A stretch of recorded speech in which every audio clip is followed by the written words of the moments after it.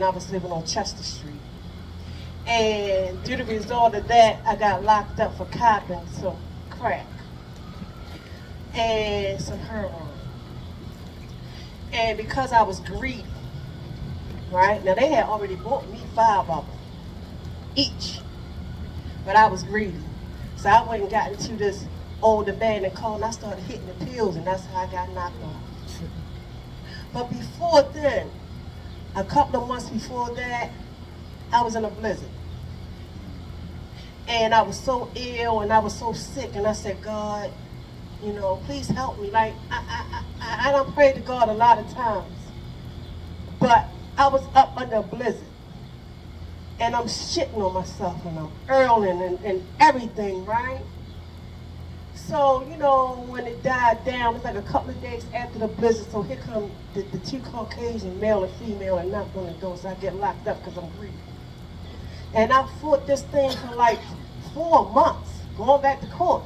So the judge was like, because your record is fucking horrible. You done did 8 years down DOC. You done did 4 years down DOC. He run it down. You done did 6 months in a day down DOC. You done did 6 months over central booking, right?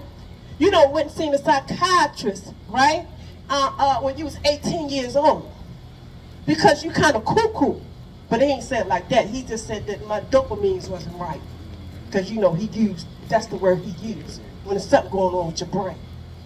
So he says, okay, I'm just going to give you 6 months, right? That's it. I'm going to give you 6 months probation and 18 months suspended sentence. I'm thinking to myself, shit, I could do that for my pinky toe. I've been in jail like I'm bragging about how many times I've been in jail because I understand I'm only going to do 9 months if I get caught. But when I was central booking, right, and I was saying, look, we piled all up. Some people when they praying, some people ill, we and we piled up when we cold. I said, I ain't never coming back here. I'm never coming back here. So God, you definitely got to help me this time. Okay. So when the man said, Mr. Darnell Gilbert, he sent me, right, a letter in the mail at the abandoned house, because that's the address I was using. It was abandoned house, right? Well, as soon as he said it's going to be a warrant put up for your arrest, I said, oh, forget that. I went to see my probationer first time ever. And all the years I kept going to jail. And that's how come I kept getting so much time, because I never went to probation. If I had to went to probation, I probably would have got them 8 years, right? From family to a P and all that stuff, not going to see a probation officer anyway. Went into treatment. God did you. God did you. Right? I went there in 2009. And I was like, okay. Kicking and screaming, right? And my daughter, godfather, Zeke, right, put me over his shoulder, threw me in his car, and then I was messing with the guy I was messing with for 7.5 years. He threw me, he's like, you going? So I get there, I said, can I get a couple $1 just for cigarettes? I say, fuck no, because you might leave. But I'm on the west side, I don't know nothing about the west side. I don't even know how to get around Baltimore. We don't care, because when you an addict, you're going to find, and you got some money, you're going to find where the drugs at. I don't give a damn. Whether you know it's something, that's all you got to do is say, you know who got this, you know who got, they're going to point you in the right direction to get whatever, or get burned. Either one. You feel me? So I stayed there. So they detoxed me, right? I got the population. I was terrible. I was terrible, y'all. Because y'all, look, I've been saying I'm cute all my life. Shit. Even when I'm dirty, bummy, I always get a trick. Even when I ain't had no front teeth, I still can get a trick or whatever, right? And I had so many LEs because, right, you ain't gonna tell me what the fuck to do because I'm a grown-ass woman. Fuck you. Well, if you was a grown-ass woman, why you in treatment? Why do I have to tell you what to do if you're a grown-ass woman? Now, this is what the lady said to me, because this is what I said to her. So the last straw was I took a razor blade literally from under my tongue, because I told my house manager, bow-legged, he was so bored, if he didn't stop fucking with me, I was gonna slit his throat from ear to ear. They were gonna find his ass in the dumpster. Oh, did that set off a chain reaction? He put me by my motherfucking ear. He said, I'm taking your ass to your counselor. And my counselor said this.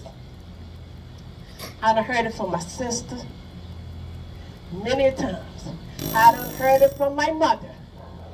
Many a times I done heard it from my daughter. Many of times, but when he said it, it hit my spirit. See, I didn't just hear it from my ears. It didn't go in this ear and come out the other ear. It went straight to my heart, to my spirit, and he said, ain't you tired of living how you are living? What? God gave me a flashback to shitting and pissing in buckets, to prisons, me letting guys run a G on me for some crap, right? Me stealing money from out my mother's wallet, me just being a whole mess up, a fuck up, a not giving a fuck. The only person I'm worrying about is me, so guess what I said? That green bologna waiting for me, because I ain't tell y'all about the green bologna when I went to lunch and I was in the sale and they bought the sandwiches for lunch and I pulled the bread back trying to put my little mayonnaise on it and the bologna was green. And it smelled so bad it made me ill all over again. So I thought about the green bologna over Central Booking. And I said, look, if you give me one more chance, you ain't gonna handle no problems out of me, right? Okay, now you gotta learn the affirmation, you gotta do this, you gotta do that, because you got 3 weeks and then your ass is up out of here. Because I had to stay there for 5 weeks. Okay. I did what I had to do, I buckled down, so I said, look, I know I don't have to put myself into a transitional house, which is Deborah's place. Thank you, Deborah's place. The lady, she came up there from H&I, and because she was like, she just opened up a transitional house, and she needs some clients. So I said, okay. She said, are you sure you could, because you know some things you're going to have to do. You can't get high, you can't do this, you can't do that. That's fine. And you got to curfew, all that, that's fine. Because see, now, like, look, because I didn't follow no good only directions from my mother, right? My sisters and them tried to tell me young, because they was my mother and my father, my 2 sisters. They raised us. I don't care what nobody say. They raised us. They was always in the house with us. They bathed us when they could. They did our hair when they could. They played with us. They did everything with us when we were growing up. But as I got older, I got rebellious. So look, I'm going to do me. I don't care, because look, I've been hustling since I was 4 years old. Because we all had to hustle to eat. Sitting around in the living room with the candles, with the big, long, loaves of bread used to be this long. Loaves of bread, a loaf of bread used to be this long. But now you can get a big stack like this for $1 with the government cheese. And that's what we ate most of the time. Sitting around, look, talking about the Bible, talking about Jesus, talking about God, right? And singing out gospel songs. So I always had a God, and I always knew that God was always going to be with me no matter what, because God said, I'm never going to leave you nor forsake you. Never. I don't care what you do. I understand you're struggling right now, and you're doing you, and you're being rebellious, but guess what? I'm going to take care of you anyway. I'm going to take care of your health, because I know you're going to be sucking a lot of dumpster juice dicks. So I'm going to make sure you don't get HIV, AIDS, syphilis, crabs, none of that. Look, I know you drink a lot. So I'm going to take care of your liver for you. I'm just talking about the blessings that I still was receiving in active addiction just doing me. Just running on me and not caring if you had AIDS, HIV, whatever you had, I didn't care. You had 50 cents on quarter, I didn't care. Because everything helped. I didn't care. So you want to give me 10 cents? Okay, I can give you 10 cents worth of weed. I don't care. You want to do what? All of y'all? Okay, I don't care. Let's go. That was me after, because see, my pimp L was not playing with me. My pimp L wasn't playing with me. So before I allowed my pimp L to smack the hell out of me and diarrhea start coming up out my ass, let me go find ways and means to get some shit up in me. So I'm in treatment, and I did that. I moved to the transitional house. I stayed there, right? And that was a place right for 40, but I got put out. Right? My house manager beat me up. So a couple of months after that, but she ain't fucking me no more though, because the next day her motherfucking eye was, you know how Fred Flintstone Y'all know it. And when he hurt his thumb or something, her motherfucking the throbbing, that's how her motherfucking eye was. Because I got that one good shot and bop, right in her motherfucking eye. Her ass was hurt. Anyway. She put me out, And the directors and stuff was mad with her because they was on vacation. They didn't even know she was in there getting high. She was doing her and none of that, right? But to me as though that my sponsor had already moved me out and I was already at my daughter's house. There wasn't no way I was gonna pack all that stuff up. Look,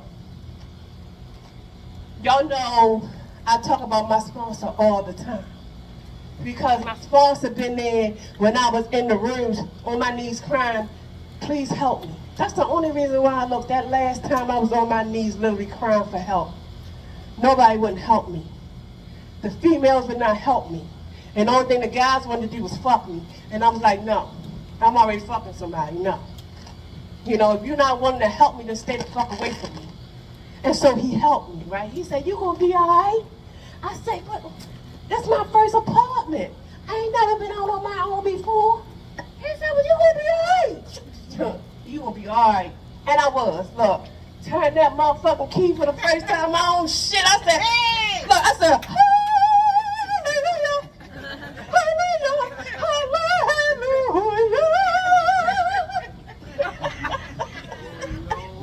I did. I really did, y'all. He brought that. He was laughing so hard. Because he brought the furniture. He brought everything. My microwave. I still got the microwave down my basement right now to this day. A big ass microwave, a bed, all of that. And then when that bed had got bed bugs that I caught my sister Glamorous wanted me a bed. Like, I was good. Didn't even think about getting high. Didn't have no bubble guts and nothing like that in my stomach. Like, I was good. I was good. So I got through everything I got through the grace of God, right? And my sponsor, because he stayed on my ass. I hated his ass. I would call him up about something, and he'd read the literature, click up. I like sponsor, he like, well, what step you on? Click up. What? He like, you're not going to tell me how to help you. You know, you got to go through it yourself. But this is what this talking about. Well, damn, why you had to hang up and all that shit? Because I wanted you to read it first. Yeah. See, I'm a lot easier on y'all than he is on me. Not really. No, you're not. Do I hang up on y'all? No, I hang up on No, you, you say but... back. Yeah. What you say back quick? Yeah. Anyway. Yeah, I hang up on her. Like, no. I only want what's best for everybody, and I know I can't, you know, and I'm just giving y'all what was freely given to me, because that helped save my life. Look, and I was talking about how he became my sponsor. Okay, so down on my knees, no crying and all that. We was already in a relationship like over a year. You know, his sponsor told him, no, don't sponsor me because of conflict of interest. But when I got down on my knees for that last time and I was crying in that meeting, he was like, hey, I said, will you please sponsor me? And he said, are you ready? He said, even though I'm going against what my sponsor said, but I'm going to sponsor you, are you ready? And I said, yes, I'm ready. And guess what he did, y'all? Mind y'all now, I had a good bitch, his motherfucking girlfriend, right? Like, gee. He said, here.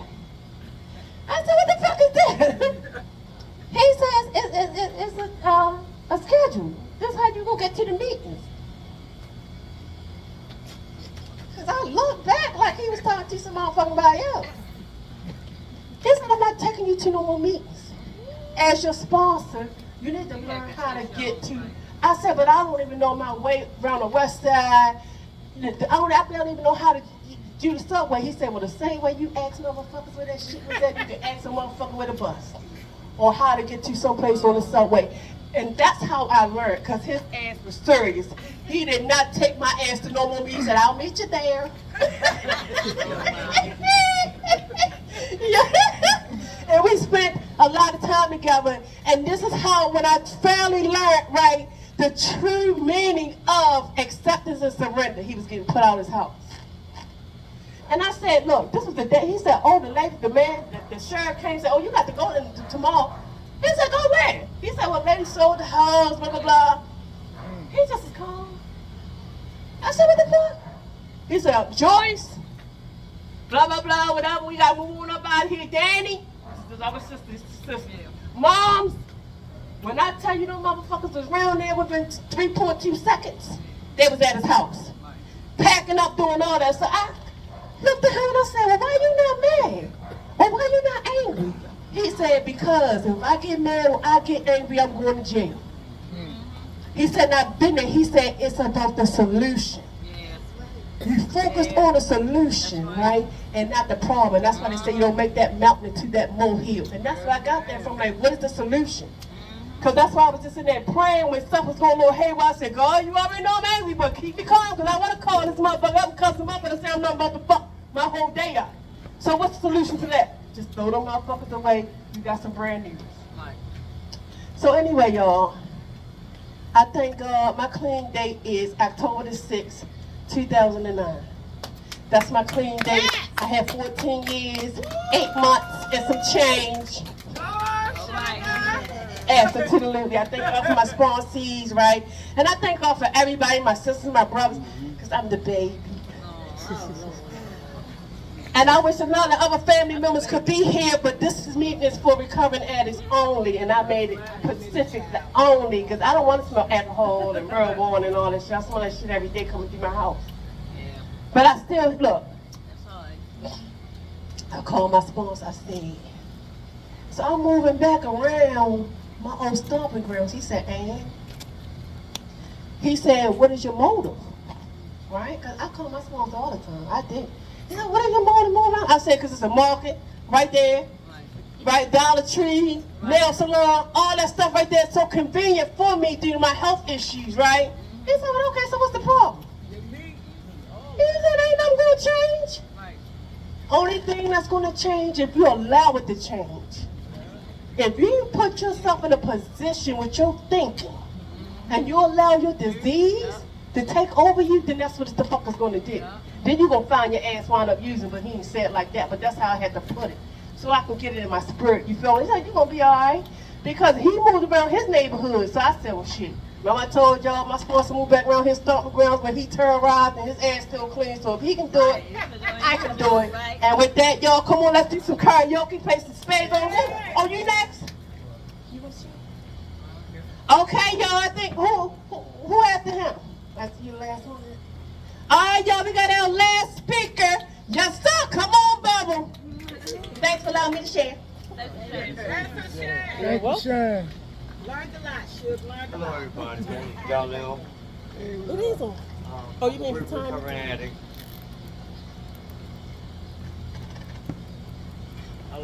Look, man. I ain't gonna lie, it's the devil eggs for real. I ate the devil eggs, so I think I'm not going to say something. I've never got nothing shared about any of mine.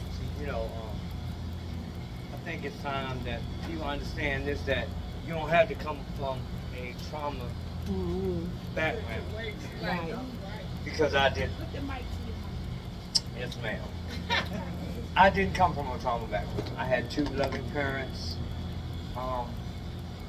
They were in the Air Force. I've been all over the world, just too young to know it. Just too young to know it. I've been all over the world.